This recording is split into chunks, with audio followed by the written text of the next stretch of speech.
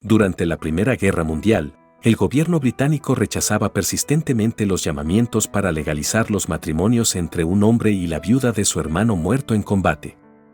Sin hacer distinción entre los lazos de sangre y los adquiridos por matrimonio, partes de la Iglesia de Inglaterra consideraron estas relaciones como incestuosas.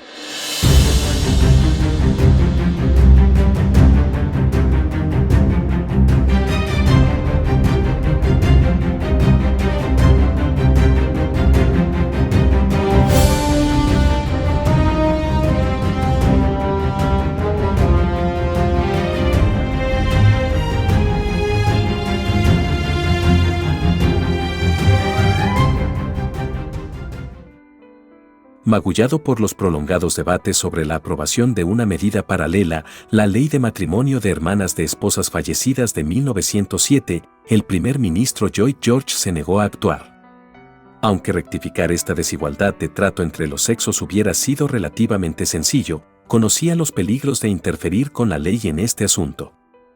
La intransigencia del gobierno parecía perversa en algunos sectores. Una mujer de Yorkshire habló de una injusticia clamorosa. La campaña por el cambio reunió a aliados tan improbables como el periódico sufragista The Women's Leader y el popular semanario John Bull, que caracterizó la anomalía como ridícula y cruel. Los hermanos sobrevivientes brindaban apoyo económico, práctico y emocional a las viudas y los hijos de los muertos en acción, a menudo cumpliendo una promesa hecha a sus hermanos que partían hacia el frente. Cuando inevitablemente se formaron vínculos fuertes, muchos vieron esto como un desarrollo natural y se sintieron consternados cuando su deseo de legitimar su vínculo se veía frustrado. Otros sentían que era importante que los niños durante el duelo tuvieran un sostén familiar masculino y un modelo a seguir en la casa. Un sufridor preguntó quién podría proporcionar mejor influencia paterna que el hermano de su padre muerto. Una estimación conservadora de The Women's Leader situó el número de afectadas en 5.000, aproximadamente el 2% de las 240.000 mujeres que enviudaron en Gran Bretaña e Irlanda. Solo la vizcondesa Astor recibió entre 200 y 300 cartas sobre este emotivo tema, una parte significativa de su censo electoral. Proclamándose a sí misma como una víctima de la inacción del gobierno, una viuda escribió cómo este sacrificio aparentemente pequeño a sus ojos resultó en verdaderas dificultades. Después de soportar 4 años de soledad, sus esperanzas de volver a casarse se desvanecían. Creyendo que formar una unión irregular sería injusto para sus hijos pequeños y futuros hijos, esta posible pareja sintió que no tenían más remedio que mantenerse separados. Vivir separados era solo una opción que enfrentaban las parejas en esta situación.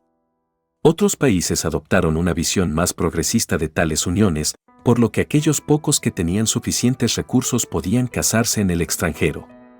Lord George Wellesley, por ejemplo, se casó con la viuda de su hermano Richard, muerto en acción en Ypres, en una ceremonia tranquila en Nueva York. Sin embargo, las parejas que se acogieron a esta opción a menudo fueron efectivamente exiliadas. A su regreso a Inglaterra, encontrarían su matrimonio considerado nulo y sin efecto y cualquier hijo de la unión era ilegítimo a los ojos de la ley. Otras opciones eran vivir en pecado o ocultar la relación, y algunos creían que estaban moralmente justificados para hacerlo.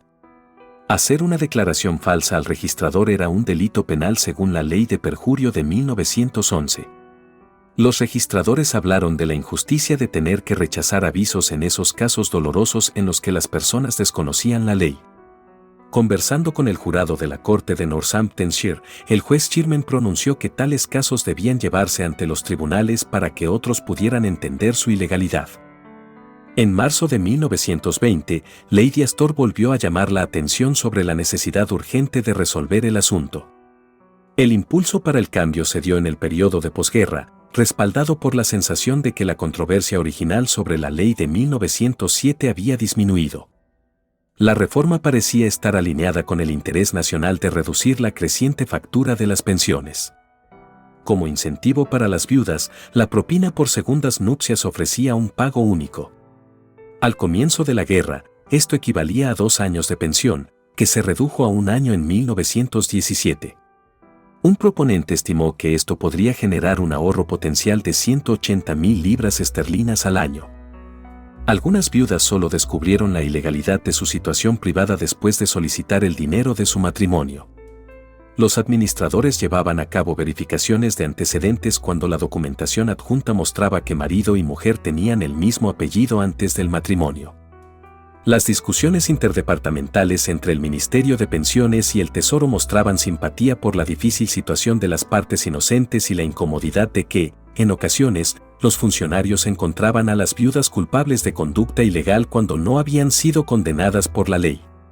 Un vicario de Peckham hizo un alegato codificado a favor de una mujer muy respetable que se volvió a casar y que durante su viudez había llevado una vida perfectamente normal. Agregando peso a su reclamo, estaba el hecho de que su segundo esposo había sido dado de baja del ejército después de perder la pierna derecha. A pesar de los pedidos de clemencia en casos tan difíciles, el Tesoro se mantuvo implacable, sin dar cuartel por error o ignorancia genuinos. Las mujeres se sintieron menospreciadas por la implicación de que su comportamiento, de alguna manera, había sido inapropiado. Una viuda que se volvió a casar insistió en que ella y el hermano de su difunto esposo, ambos personas respetables, no habían hecho nada malo. Además, al obedecer el llamado de servicio de su país, su primer esposo cumplió con su deber patriótico, pagando el último sacrificio cuando perdió la vida.